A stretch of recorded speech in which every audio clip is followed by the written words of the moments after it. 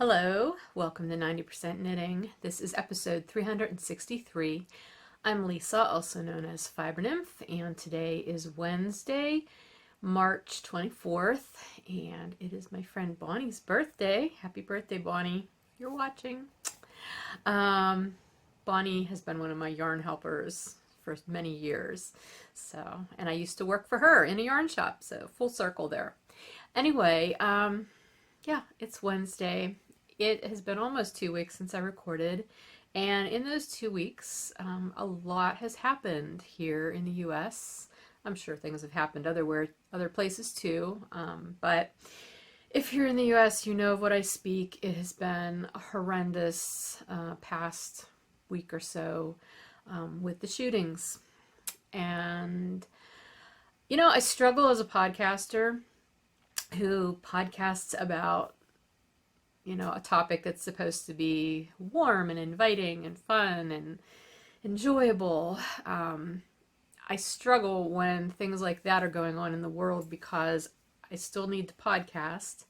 And I feel like it would be completely disingenuous to not acknowledge the crap that's going on in the world, quite frankly. But I also don't want to dwell on it to the point that it causes my viewers even more angst and feelings, because we all have them. We're all dealing with all of this, and I'm not going to go into it a lot because I know you're already being inundated with the news, just as I am. You're hearing about this stuff every day, and the more we learn about it, and it's just so hard and heartbreaking, and words fail at this point. It's happened too many times in our country for there to be any adequate words to talk about this.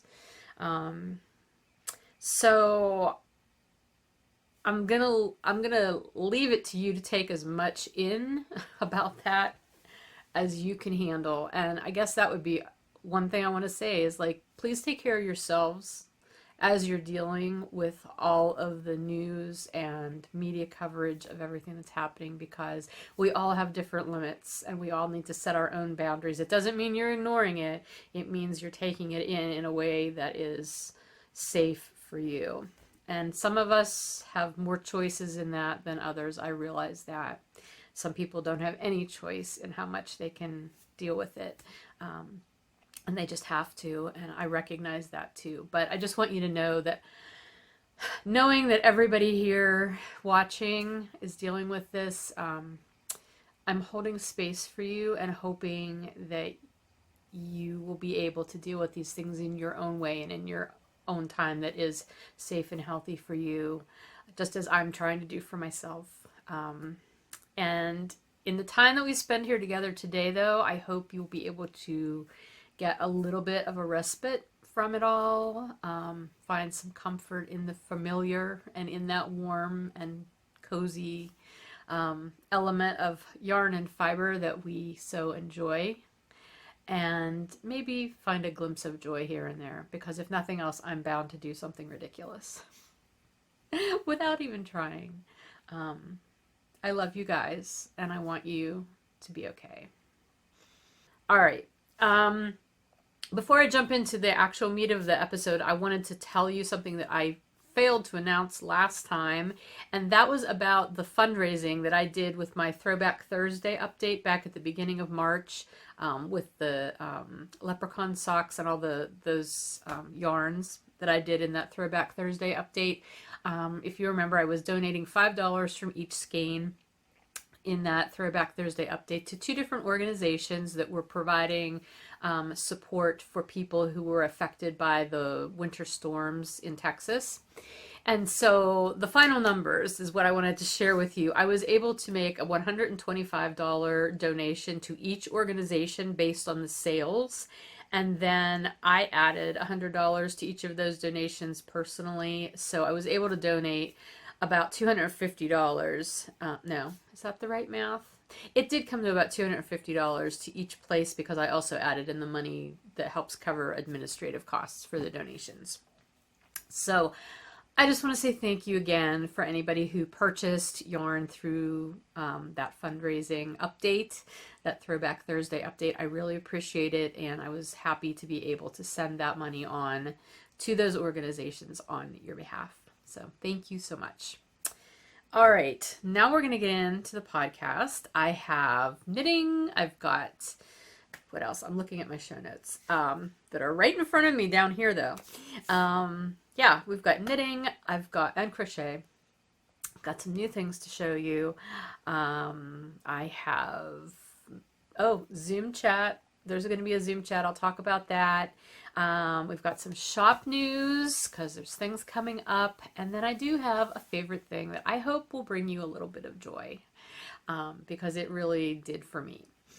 Okay, but let's start with the knitting.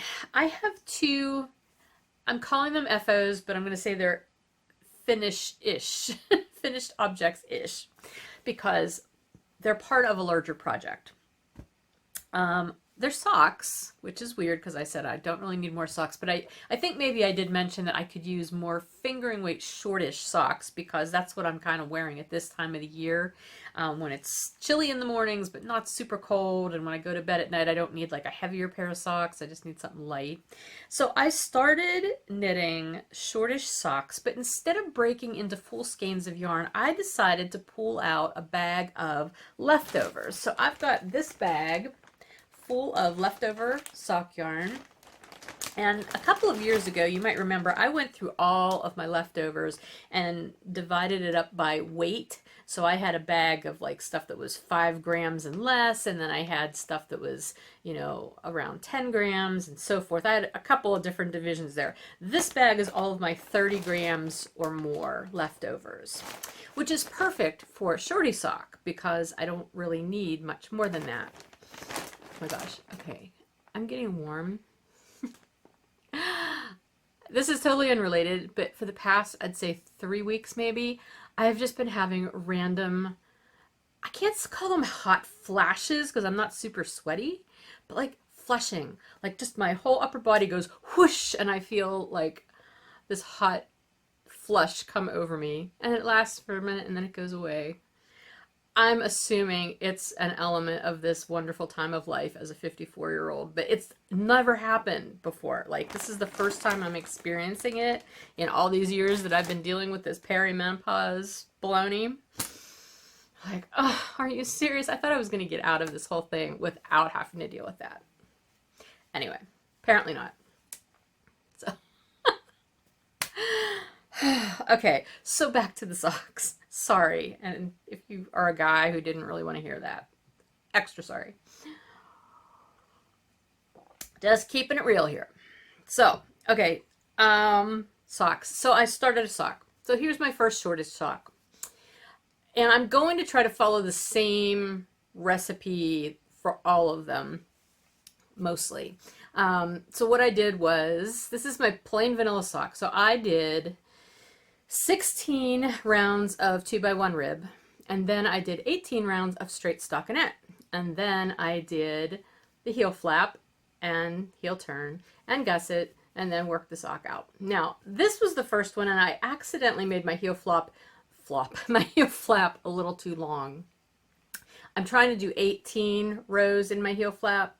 I did 21 in this one for some unknown reason, and it is a little too roomy as a result because then the gusset's longer, the sock is wider further down, so it is actually kind of floppy on my foot, but otherwise it's fine. The length is fine. I'm knitting it out to about 7¼ inches, and then I do the toe down to 10 stitches on each needle, and then Kitchener. So that is the general formula that I am using for these. Now I'm doing some of them stockinette, and then I think I'm going to do other ones just with ribbing the whole way down the cuff and on the instep. But these are, I'm doing the stockinette ones first. So this was my first stockinette one. This is my Bounce base, and this is That's Not Even a Word, which is my Scrabble inspired colorway. And then my second one that I did is also Bounce. This was Splashes and Pops, which was a Down Cellar Studio Splash Pad Party colorway that I did, an exclusive colorway, I want to say 2 years ago maybe. It's super bright. And what's funny is this sock took 31 grams, and when I weighed this sock, or this ball before I started, it said 29 grams. And since I knew I was going to be eliminating a few rows of the heel flap and hence, you know, having to do fewer gusset decreases, I thought 29 should get me there, but it didn't. As you can see, I ran out of yarn here as I was starting the toe. So I had some of this left over, so I just used pink. So I have some ends in here that I had to deal with, but it was okay. This one I did actually do some yarn management, because after I did before I started doing the gusset, picking up stitches for the gusset, I broke the yarn, actually wound off those first two pink stripes that I used there, and then picked up with this sand color and worked down. So that worked out well, because then whenever I was finishing up this ball, I just picked up these and used that. And I mean, it doesn't match, but I don't think it looks horrible. It's not like I used some totally off color that doesn't coordinate. So anyway, but this one I did correctly. So I've got my 16 rounds of ribbing, 18 rounds of the rest of the cuff, and then 18 rows in my heel flap, and then heel turn. I did no yarn management on this one, obviously, because I've got this little tiny yellow line here in the middle of things, but that's because I knew I wasn't going to have any yarn to waste. But this one does fit better because I don't have that extra width up here that I didn't need due to having the extra long heel flap. And same length, so it's all good. So I have 2 socks. My goal is to make 10. I want to make 10 socks, and they're not going to match. I just want to wear them, you know, mix and match, because like I said, these are ones that I'll just wear around the house. I'll wear to bed. It doesn't matter if they match. Even if I'm wearing them out, who cares?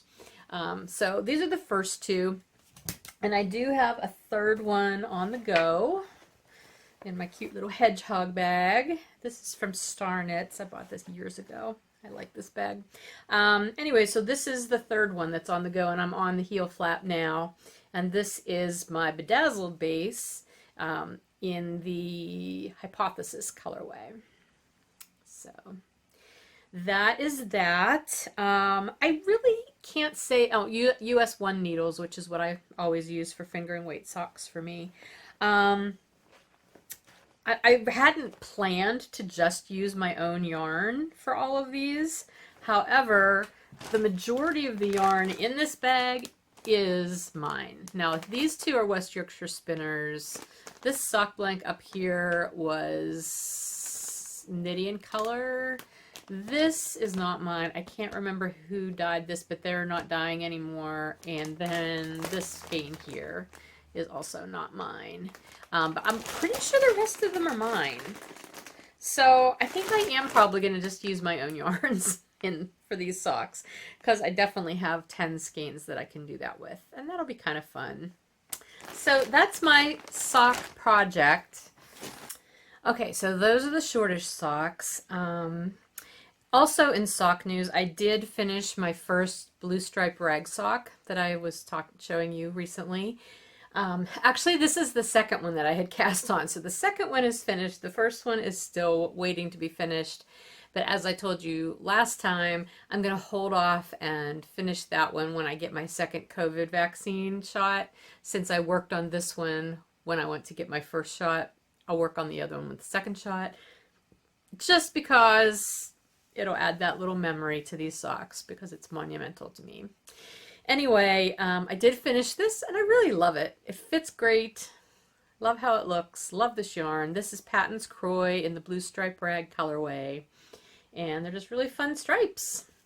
I'll probably just put these socks away once they're done and hang on to them and wear them next fall, because, again, I'm mostly just wearing shorty socks right now. I don't need big, heavy socks. So, anyway, what else? I've got my Busy Bee Throw, which I don't remember if I showed you this whole thing. I'm carrying all of the little Hexis around in these aluminum pans. I use these pans when I'm dyeing, and sometimes they're just really convenient vessels to hold other things in too. Like this project, because I'm trying to keep all of the Hexis that I have sort of spread out so that I can see which ones I have and what one I want to grab next. So this has actually grown a good bit since you saw it last. Now the pattern name is Busy Bee Throw by Shaina Scott, and I made the Hexis. I feel like I don't need to go through this every single time, but I made the Hexis out of my Indie Dyer Swap Advent minis that I had.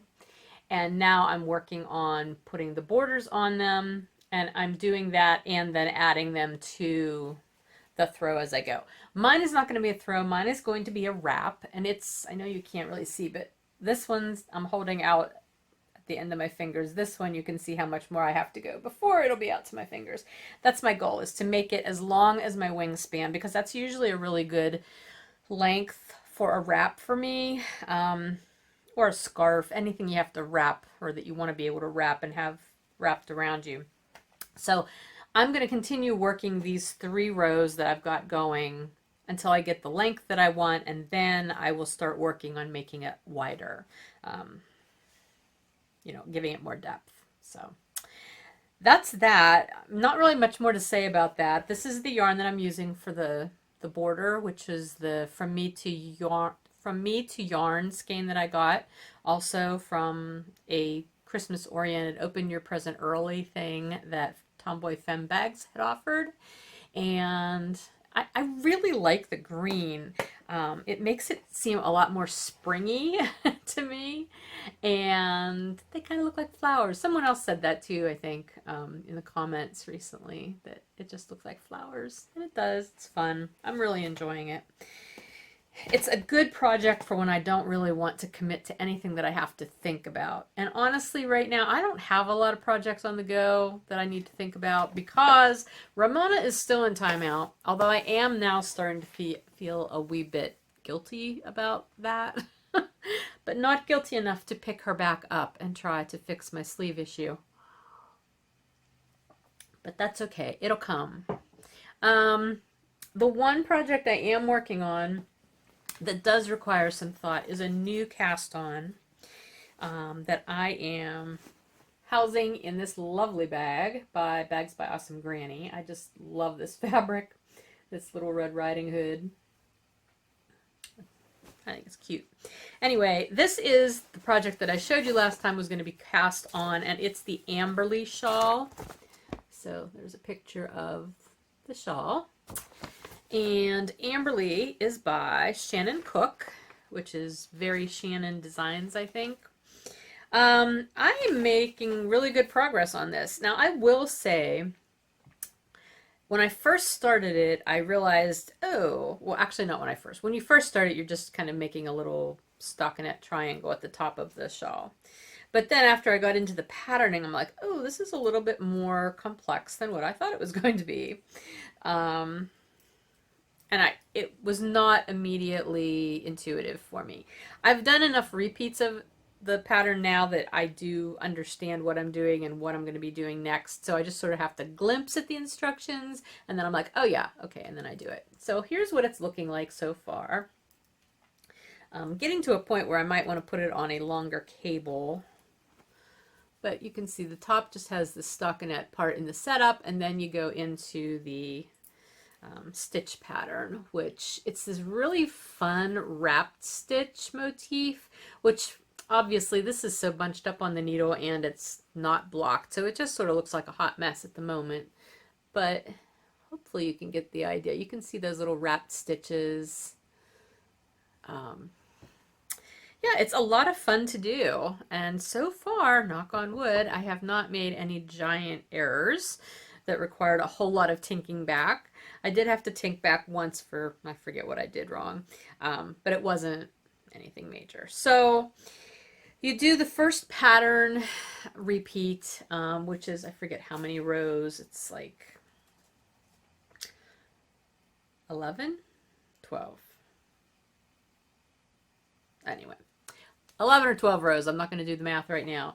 You do that, and then you repeat that set of rows 6 more times for the body of the shawl. So I've done the original time plus 3 more repeats, so I have 3 more repeats left to go. And then you move into the border, and this again is my color that I'll be using for my border. So this is my Ridgetop base, the DK weight base of Ridgetop, which is my non-superwash base. It's an 80-20 Romney Falkland blend. And this is Wisp, which will be my border, and my body color is brushed steel. Sorry. Kind of looks blue, gray, but it's actually a really pale blue. If you know my gunmetal colorway, this is the lighter version of it. So there you go. Anyway, really enjoying this. I do need to think about this a little bit, so it's not something I can just work on while I'm sitting and doing something else. And when I was first starting to do the patterning part of the body, I couldn't even like have a podcast on while I was watching it. I just had to pay attention to what I was doing. Now I know what I'm doing, so it's easier, and I can have a podcast or an audiobook or something on while I'm working on it. But I'm trying to only work on it when I actually have a block of time that I can do all of the rows in a repeat, rather than having to sit it down in the middle of a repeat. And as the rows get longer, it takes me longer to do a repeat, which makes sense, right? So it's getting there though, and I'm really enjoying it. I love working with my Ridgetop yarn. It's a lot of fun. It's a very comforting yarn for me to work with, if that makes any sense. Do you have a comforting yarn? Like a yarn that really brings you, just like it feels good in your hands, and it lets you relax as you work with it. That's how that yarn is for me. So, okay. That's all the projects that I worked on. I keep looking at my loom thinking I really should warp the loom and do some weaving, but I just haven't had the mental space for that. And then I keep looking at my wheels, and it's like, I wish I had somewhere that I could take you out and leave you. I moved the deck furniture out from where it was stored for the winter. So I'm really looking forward to hopefully having some time that I can take a wheel out onto the deck every once in a while and do some spinning. But that has not happened yet. For a really hot second the other day, I thought, I'm going to buy an e-spinner. I'm just going to buy an e-spinner. I want to spin. And I was even on the Hanson mini spinner, the website, and I was on the page that had the one that I really would like to get someday, and I'm like, I cannot pull the trigger on this with that amount of money. I just can't. So I snapped out of that really fast. Spinning will happen eventually. It's just not the season for it for me right now. Okay, but I do have some new things. None of them are fiber though, thankfully. I've got some new yarn. And this first set of new yarn is really fun. If you guys watch Aquila, who does the Lefty Knitter podcast, she and her husband also does episodes, but his are called Johnny Bo Dyes. So she has her Lefty Knitter podcast, and then he does a dyeing podcast. And it's been so much fun for me to watch. I enjoy both of them, but I really enjoy watching him learning to dye because he's new at it, and he's fearless, and he's trying new things all the time. And it's just, it's a really fun thing to watch as somebody who's been dyeing for 10 years. And you lose that, I don't know how to call that new spark, that creativity spark where you're learning as you go. Because I feel like he's probably learning kind of the way I did, just by doing. That's how I learn best. And I still do that. I try new things. Right? It's not a whole bunch of reading and studying or taking classes about how to do the dyeing. I learn by doing. And that's what I see him doing, and I think it's so much fun to watch. Anyway, long story there. We've got a couple of skeins of yarn that he dyed that are just so much fun. And these colors are beautiful, aren't they? He named them, it wasn't supposed to remind you of fall, I think was the name. Now this is Swish DK, which I think is a Knit Picks yarn? Yes, Knit Picks is where he's getting his bare yarn right now. So he just put the labels from Knit Picks back on. However, I saw on Instagram today, I don't know if the post was from today, but recently he's got new labels that has the Knitty Bow Fiber Co. or Knitty Bow Yarn Co. Sorry if I got that wrong, guys. I think it's Knitty Bow Yarn Co. Their little logo and the words, and their hand stamping labels now. I think that's so cool. Anyway, I just love these two DK weight skeins, and I thought they were really pretty. I don't know what they're going to become yet, but they'll become something really fun at some point. But there's more. Aquila has a circular sock machine. And that's one of the things I love watching her and her podcast is she does like kind of a vlog style podcast where she records throughout the week and then puts it all together. But a lot of times she talks about her circular sock machine and things she's learning on her machine and doing and everything. Well, as a part of that, she's offering cranking, like tube cranking services in their shop. And so I bought one of the fingering weight skeins that he had also dyed, which was called Here Comes Peter Cottontail. And I paid for her to crank it into a tube. So I've got the sock tube here. Look how long it is. That's doubled. That's amazing. I have never worked from a sock tube before. And I am just so excited to cut into this and create socks. I think I'm going to definitely be able to get 2 pairs of socks out of this. So maybe I'll make one for me and one for Emma. I don't know. But I just thought this colorway was amazing. Look at all those speckles. So much fun. And this yellow is just, I believe it's the waste yarn that she has to use to start and finish the tubes. I don't know a lot about circular sock machines.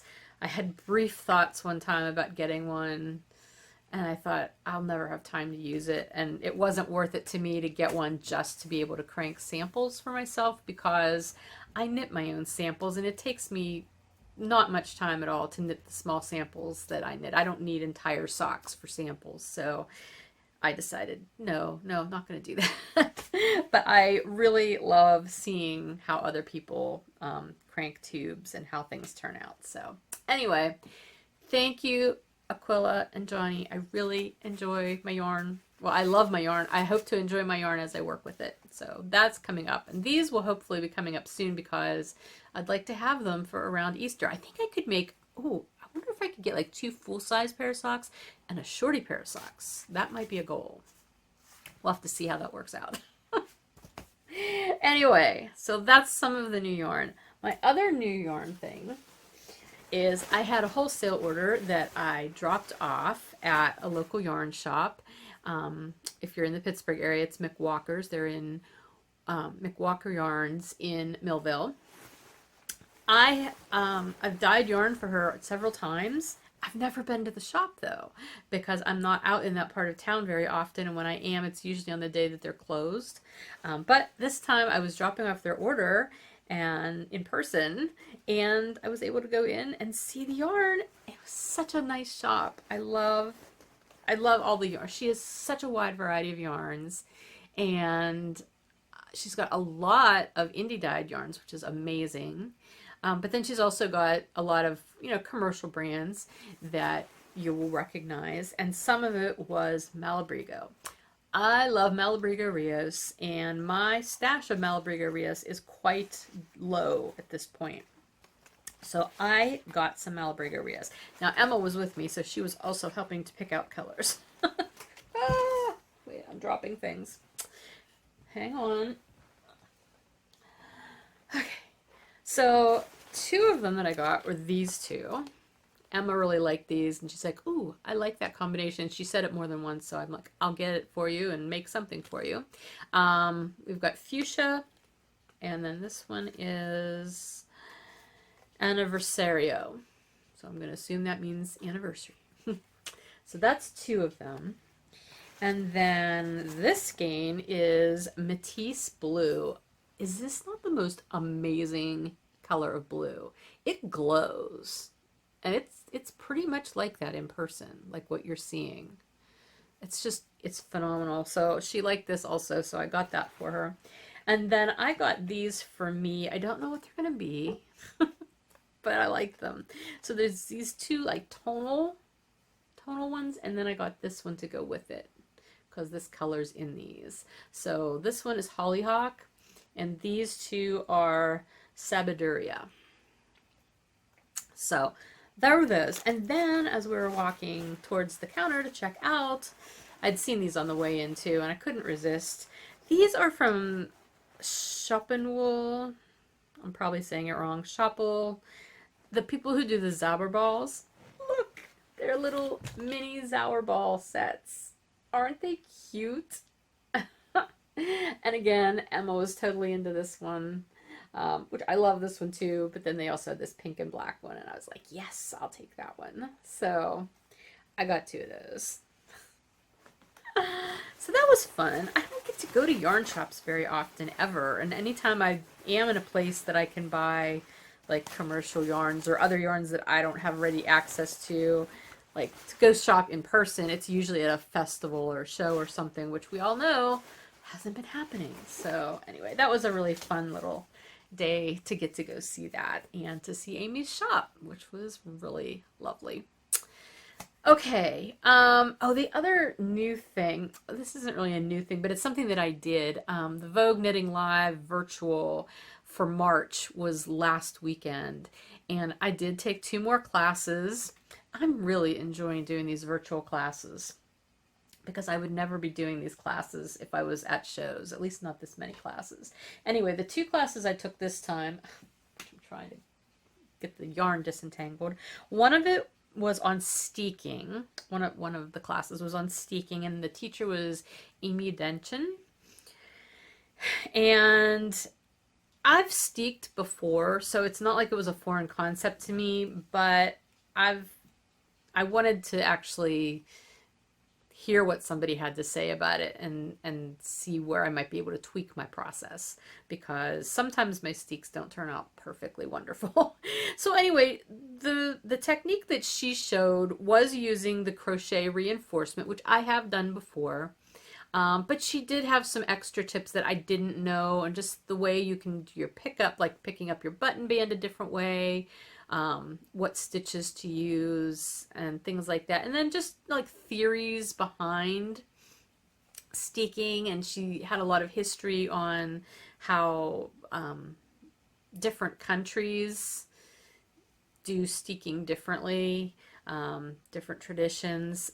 And then she also made the comment that like the best kind of button band you can put on your steeked sweater is a corrugated rib, because it has that same body that your body of your sweater will have, whereas sometimes just a regular ribbing will be a little too flimsy. I thought that was interesting, and I do agree. I think if I did it, I would have to do it, I don't know. I'm not so crazy about the striping effect you get with the corrugated ribbing, at least not on a button band. I don't know. I'd have to think about it. Anyway, I guess you could do corrugated ribbing with a single color. You'd just use 2 different skeins so that you'd have those yarns carrying over in the back. I don't know.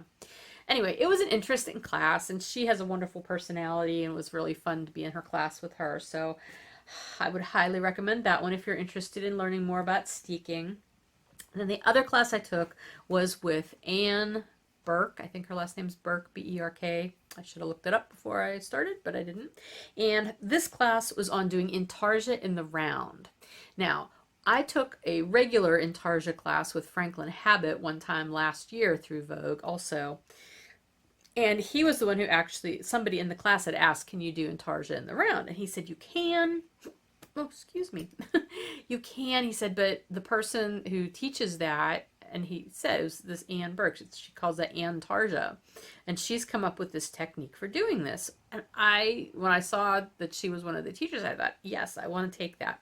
So here's what I did in the class as my sample piece. So it's just a whole lot of going around. It technically could turn into a bag or a hat. Mine's just, really it's a hot mess because I didn't do the technique right. And I know that this part of intarsia like gives some people hives just looking at it, or makes you hyperventilate.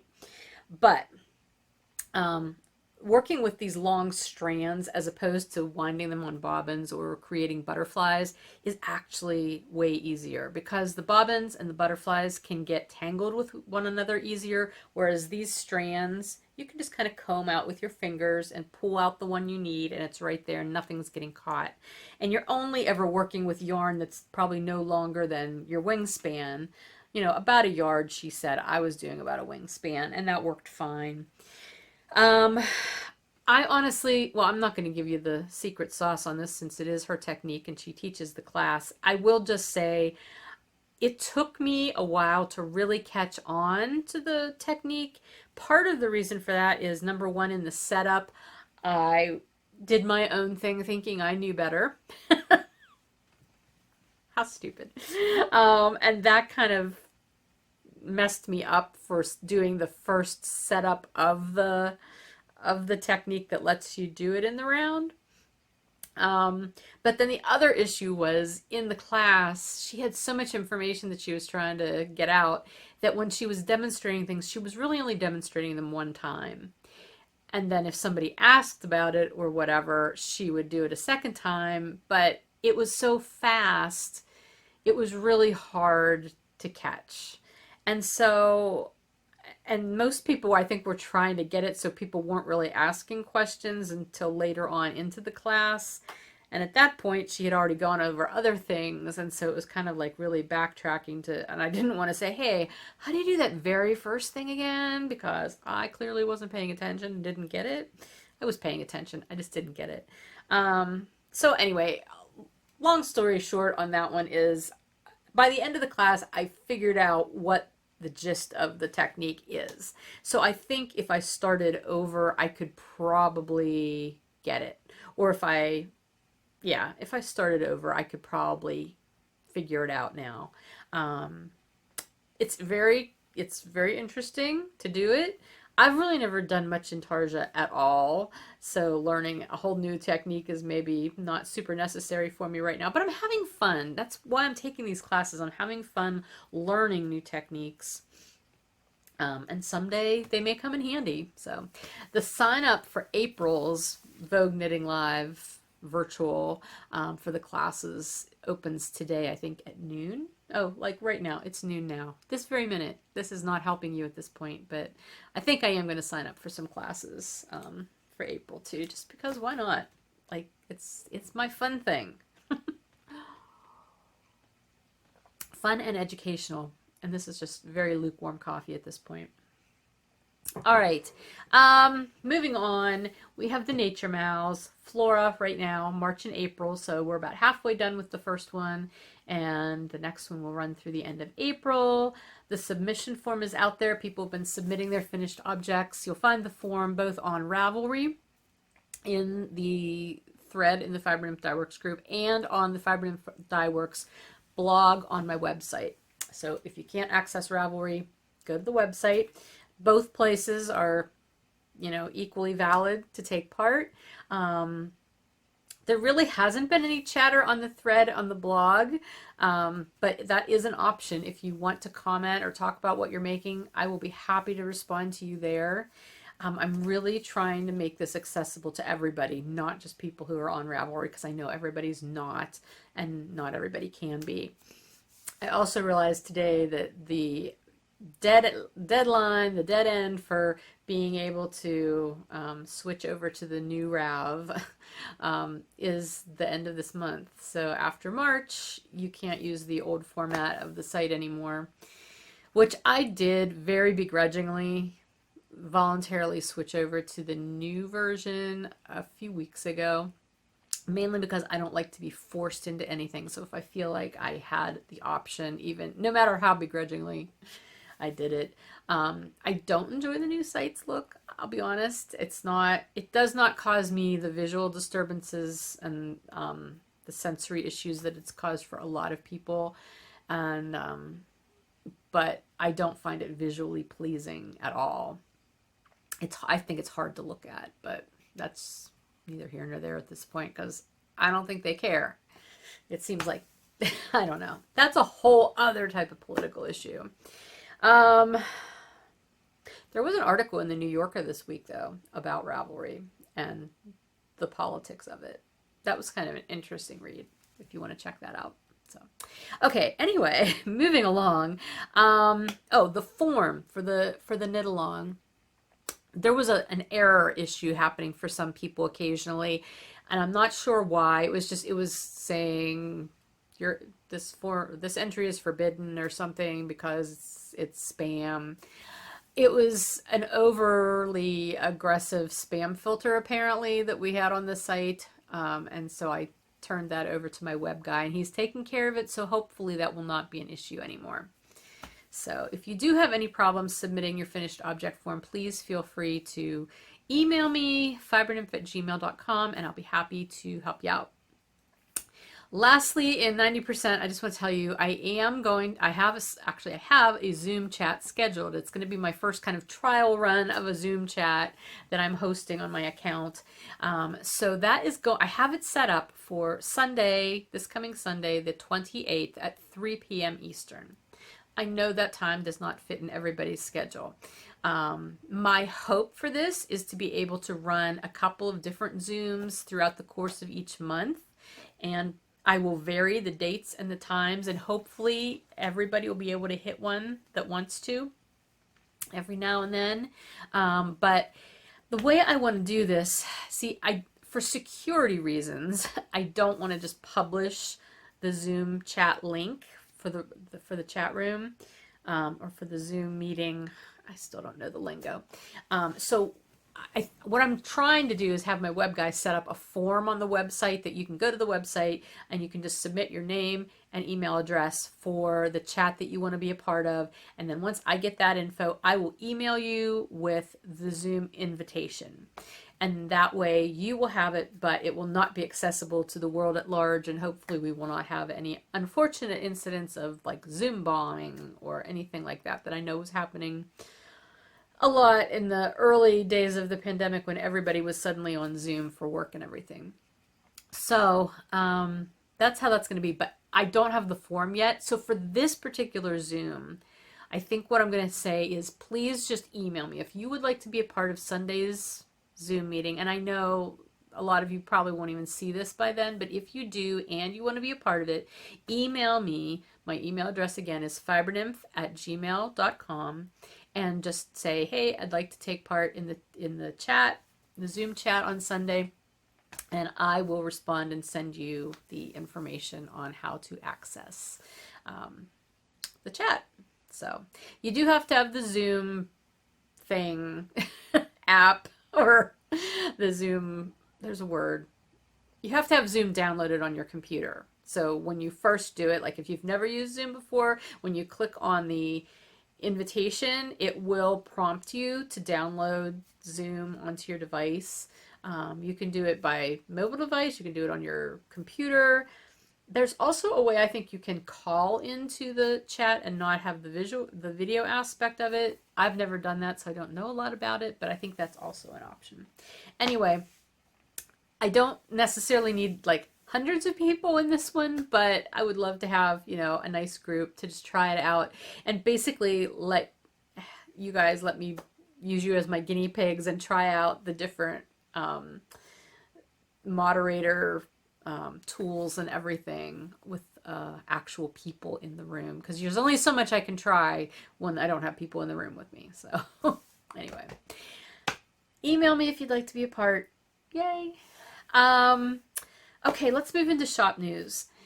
Basically, right now my priorities are dyeing up all of the dyed orders that have come in over the last couple of updates. So that would be all of the pie colorways and then the fungi pie dyed orders that I had up last week. And then also prepping for the virtual Allentown Festival. So let's talk about all of that stuff right now. First of all, dye to order items. If you place an order for a dye to order item, the listing will always say what the turnaround time is going to be. And if it doesn't, assume it's going to be 4 to 6 weeks. For both the dye to order pie colorways that were my older pie colorways that I had up on the 5th of March, and then the ones that I had up for the new pie colorway on the 14th, all of those said 6 weeks. Please allow 6 weeks for shipping. And that's not a joke. Unfortunately, this time it probably is going to take me out close to that 6 weeks mark to get everything shipped out to everybody. If you ordered in-stock stuff along with your dye to order item, it's all being held until the dye to order items are ready to go. So that's just the way dye to order works.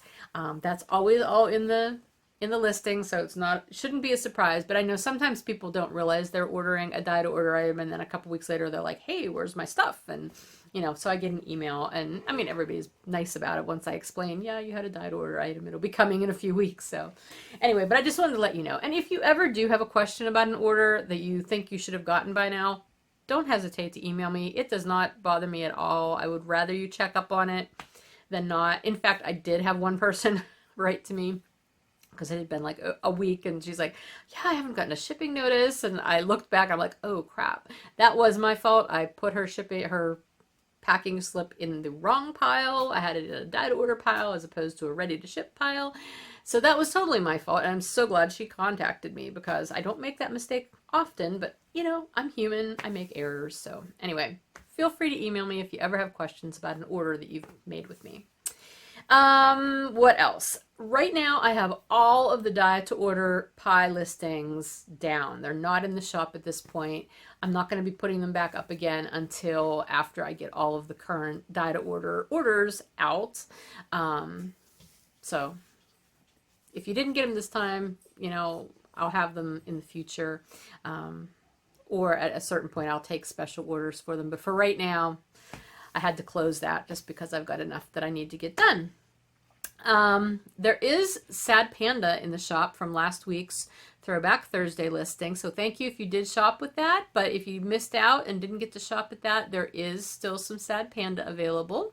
I will probably not be doing another Throwback Thursday update until after the Allentown show, just because I have a lot of dyeing to get done between now and Allentown Virtual. So I have to put Throwback Thursday on the back burner for just a little bit. Okay, so this brings me to our next regular shop update, which will be this Saturday, the 27th at 10 a.m. And this is my 10th anniversary colorway update. I'm so excited. I've been in business for 10 years, guys. That is a happy thing. Matter of fact, my very first shop update was, I believe, the last Friday of March 2011. So this is almost exactly 10 years. So let me tell you a little bit about my thought process that went into designing these two colorways that are going to be my anniversary colorways. The two main things that I have always focused on in my dyeing has been self-striping yarn, because that's what I wanted to do from the very beginning. That's why I started dyeing. And color. I love playing with color. And so I have come up with two colorways as my anniversary colorways that cumulatively I am calling 10 years of stripes and color. Pretty self-explanatory. But I've done two different versions. Now, they are not the exact same colorways done two different ways. They're the same striping pattern done with two altogether different colors that have two very different looks. So that's what I'm going to show you. So this is the first one, which is a very bright, happy, bright, just out there, right in your face colorway. I love bright colors. You guys know that. If you've been watching my colorways for all these years, you know how much I love these really vibrant colors. But I also love more muted tones and putting those together and creating that kind of a mood with my colorways. So that's the second colorway. It's a much more subdued colorway with the more muted colors, but it's the same striping pattern and it's just two different moods. So it's a 5-stripe repeat, so you'll have 3 wide stripes, 2 narrow stripes. The narrow stripes are both in both colorways are I would say a low contrast sort of tonal variegated look to them. It's not showing up super well like the variegation part, but it is low contrast. And then the wider stripes are semi-solids. So this is how they stripe up. And here's how they look in the skeins. So this is the bright version. And they will just be named that. They'll be named 10 years of stripes and color bright, 10 years of stripes and color muted. The bright on Bounce, and this is how it looks on Mountain Tweed. I always like to do that because Mountain Tweed's base color is a little darker, so it always mutes things down on its own. And then here's the muted version on Bounce and Mountain Tweed. So I'm really happy with these. They were a lot of fun to create, and it was a fun way to give you 10 stripes without making a 10 stripe colorway.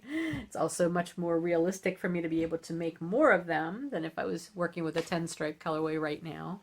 I have, I believe, 24 skeins of each of those colorways will be going into the shop for Saturday's update. They'll all be the in-stock ones, various bases. I've got them on a bunch of different bases. Look at the shop listing for that, which is not up yet, but it will be up later this week. So you're kind of getting a sneak peek of it right now. Anyway, yeah, they're going to be ready to ship. I'm not going to be doing pre-orders for this colorway after these sell out, at least not for a little while. I'm hoping to get more dyed up in time for Allentown though. So the Allentown show weekend. With the virtual show, so you'll be able to access it then too. Anyway, that's 10th anniversary colorways. I hope you will enjoy those. Let me know which one you like better, and that's the one I'll plan to dye more of, because that's always the thing whenever I do multiple colors for something. If I add multiple new colorways, it's like one of them tends to sell out way more than the other ones, so I try to factor what I'm going to do next based on that kind of information. Anyway, that will be in the update. I don't think I have anything else going in this week's update unless I have odd bits here and there, but mostly it's just going to be that. And then I keep talking about virtual Allentown. That's coming up April 9th, 10th, and 11th. I will be offering some special stuff for that, which I will tell you in the next podcast. But I am doing my Zoom meeting for that as well, and that will be on that Sunday the 11th at 2 p.m. So that link will be, it's in my website under events, and it was in the last newsletter. I'll keep putting it in my newsletter until the event happens, but I will also add it in the show notes, so you'll have that. That brings us basically to 10% or what's bringing me joy this week. Well, as we talked about at the top of the episode, it's been a pretty heavy couple of weeks, but there's always someplace to find a little bit of joy. And I'll tell you, the one little thing that has been giving me, just making me smile and laugh out loud legitimately, is Mandy Patinkin's YouTube channel. If you don't know who Mandy Patinkin is, he played Inigo Montoya in The Princess Bride. I mean, he's been in a lot of other things too, but he has a YouTube channel, and over the past year, he and his wife and their one son, I don't know how many children they have, but their son has been video recording he and his wife just in these short little clips, and sometimes it's the son asking them questions. Like, I know one of them was asking them like to say what certain pop culture references meant, but there was a whole slew of new ones that went up on it this week, and one they were talking about like how Mandy feeds the dogs, and he offers these prayers to the dogs and he sings them, and oh my gosh, it was just so sweet. They are such a sweet couple, but they like tell it like it is to whatever this stuff is that their son is asking them about or what have you. I'm not doing this justice at all. I will put the link to his YouTube channel in the show notes. Just go through and watch some of these videos. They are so funny. I will pick out a few that I really enjoyed, and hopefully they will put a smile on your face too. But that's been my happy spot these last few days, is just watching some of those videos. Is there anything that's making you smile? Like, I'm still watching TikTok. Like, that's still my distraction of choice, and some of it's just goofy, but sometimes I hit on ones that are just like, oh, that makes me feel so good, you know, like really sweet things. Or some just make me laugh like crazy too. But anyway, yeah, I hope you're finding something that makes you laugh and puts a smile on your face genuinely, you know. I'd love to hear what it is. If there's something smile worthy for you, that little glimpse of joy, let me know in the comments. Anyway, that's about it for this week. I'm going to go and try to edit this and get it up in a timely manner so that you can see all the things there are to see and be ready for the update on Saturday at 10 a.m. And then if you want to take part in the Zoom call on Sunday, you'll have a chance to let me know that too, and I can get that information to you. So until then, and until the next time I talk to you, I hope you find some joy and some respite in this world. And I will talk to you again soon. Bye.